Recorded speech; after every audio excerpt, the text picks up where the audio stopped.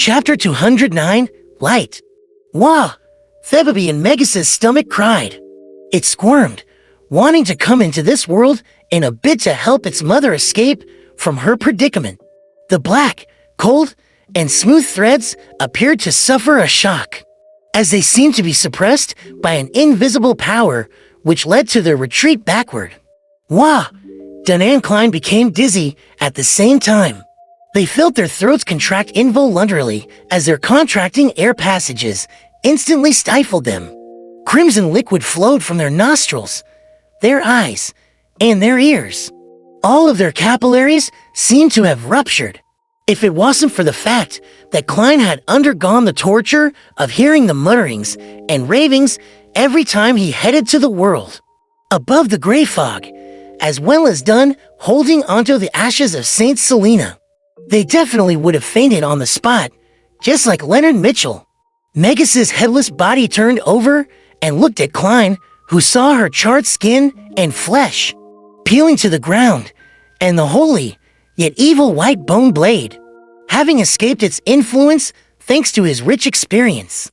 Klein immediately felt his scalp tingle and forgot about the pain in his right chest. He seemed to witness his enemy charge towards him maniacally, not giving him any time to recite the incantation, infuse spirituality, and throw out the flaring sun charm.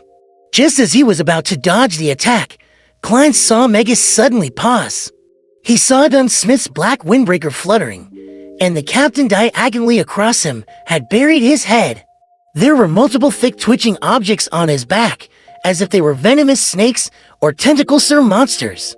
Dunn was using his abilities as a nightmare to forcefully impede Megas's movements. Bam! Bam! Bam! With a mere struggle from Megas, the thick tentacle-like objects that protruded from Dunn's back exploded at the same time. A large amount of blood splattered out, covering every corner of the room like rain. Dunn wasn't disappointed at the result, for the blood had been absorbed by the black threads created by Saint Selena's ashes. They had been absorbed. The countless cold, smooth, tentacle-like threads entered a frenzy. They swarmed forward and bound Megas tightly, wrapping themselves around her bulging, squirming stomach. An opportunity. Klein was as nervous as he was excited. He prepared to shout the ancient Hermes word for light. Wah! W-A-A. W-A-A. The cries of a baby could be heard once again, more frequent and more incessant this time around. The countless black threads suddenly came to a pause, retreating and trembling again, as if they had all been struck by lightning. Dunn's expression changed when he realized that Megas was about to free herself. Without hesitation, he retracted his right palm, formed a claw, and stabbed it into his own chest's left chest. He quickly pulled out his right hand, his fingers holding a bloody heart tightly. It was a still-beating heart that brought with it the sereneness of the night and a dream. Captain Klein watched helplessly as Dunn Smith stuffed the heart into the urn containing Saint Selena's ashes. His vision quickly blurred. Whoosh, whoosh, whoosh, crying that sounded like a late-night nightmare resounded. The countless cold and serene threads once again resumed their efforts as they wrapped themselves tightly around Megas. This time, they didn't loosen their bindings despite the cries coming from the baby in Megas's stomach. In fact, they even sealed the terrifying sounds within the body. Klein's tears fell together with his blood. He uttered a simple Hermes term in a deep voice. Light. The light that illuminates the darkness. The light that brings warmth. He infused almost all of his remaining spirituality into the thin gold piece edged with mysterious symbols, causing his mind to immediately turn blank and dizzy.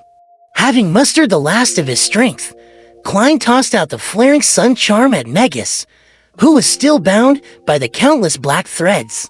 The black threads didn't retract this time, having not followed their instincts, as if they were being willed by someone. Thump, thump. Dunn's fresh heart was still beating within the box containing Saint Selena's ashes.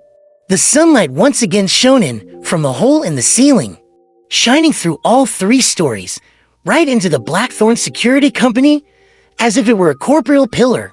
It was guided here by the flaring sun charm, and it was focused on Megas. The sunlight fused with the top of the headless monster, and then exploded like the sun. Rumble, in burning white splendor, Klein closed his eyes. This last scene was etched deep into his mind. Megas's body lost its left arm, head, and multiple pieces of flesh. Its charred body crumbled instantly. The half-illusory, terrifying creature within her body no longer had the support of a physical body and couldn't complete the last stage of its transformation. It turned into a furious ball of black gas, dissolving amidst the light and flames. Rumble of the entire building shook violently, but this was only due to the released energy of the flaring sun charm. The charm was different from a normal bomb. Its powers were concentrated, yet restrained. Klein fought to stabilize his body. He opened his eyes and looked ahead a few seconds later. He saw that the walls had crumbled. He saw a charred circle where Megas once stood. Surprisingly, the floor had only melted slightly. He saw a burned, bloody placenta on the ground. He saw Dunn Smith standing on the spot, still wearing his black windbreaker. He saw the heart in the box of Saint Selena's ashes, still beating slowly. He saw Leonard Mitchell lying on the opposite side. His outcome was unknown. The exhausted Klein felt elated and felt that he could still use ritualistic magic to save the captain. He felt that Megas and her baby were truly finished. Noi was more accurate to say that the latter had suffered an interruption and was exorcised. At that moment, Dunn Smith turned to look at Klein. His pale face had a warm and relaxed expression, and his voice still as mellow as it usually was. "We saved Tingen." After saying this, it was as if he had returned to the time when he was 20. He no longer appeared stern and serious as he winked at Klein with his left eye. Klein's expression froze. He saw the heart in the box of Saint Selena's ashes stop beating. It turned into a resplendent ball of light before scattering into the surroundings. He saw the captain fall backward, his arms losing their strength.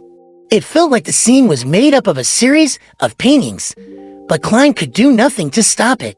Thump! The box of Saint Selena's ashes fell onto the ground, just like Klein's heart. Thud! Thud!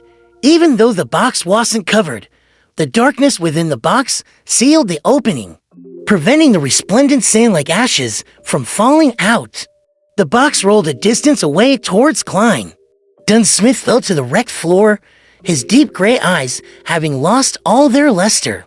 He was looking at the hole in the ceiling, the sunlight pouring down on his face. "Captain!" Klein's vision blurred once again. He wanted to shout, but that word and the subsequent words were stuck in his throat. "We miss you too." At that moment, the box containing Saint Selena's ashes had rolled to his feet.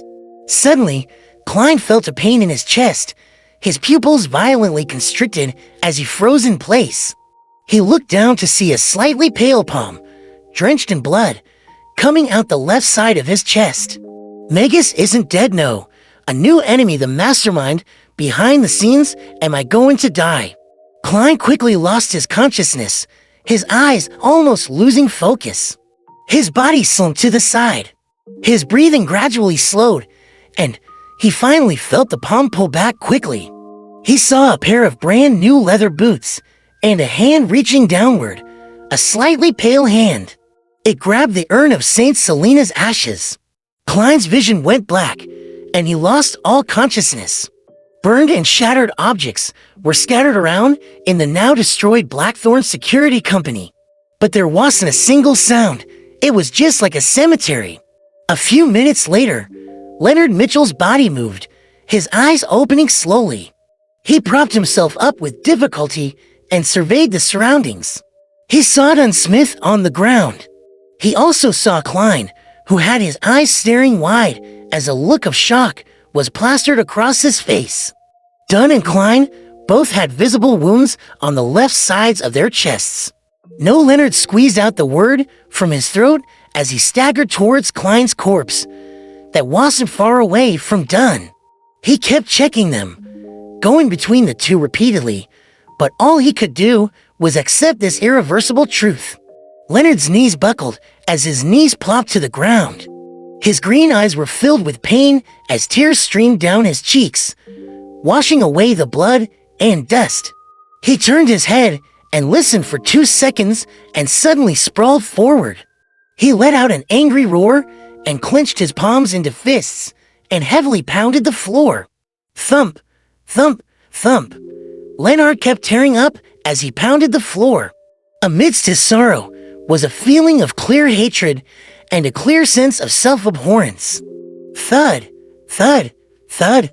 Leonard looked up when he heard the sounds of hurried footsteps and saw the members of the mandated punishers and the machinery hive mind that had just arrived at the scene through his blurred vision.